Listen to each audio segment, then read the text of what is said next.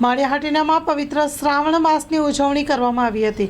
હાલ વર્તમાન સમયે શ્રાવણ મહિનો ચાલી રહ્યો છે, ત્યારે ત્રીજા સોમવારે લોકો દર સોમવારે અલગ અલગ ઉજવણી કરતા હોય છે, ત્યારે ઠેર ઠેર ભક્તોમાં શિવ ભક્તોનું મહત્વ જોવા મળે છે। પવિત્ર શ્રાવણ માસના ત્રીજા સોમવારે માળિયાહાટીનામાં શિવ ભક્તોની મંદિરોમાં ભગવાન શંકર મહાદેવને આજીજી કરી રીઝવવા માટે ભક્તોની કતારો લાગી હતી।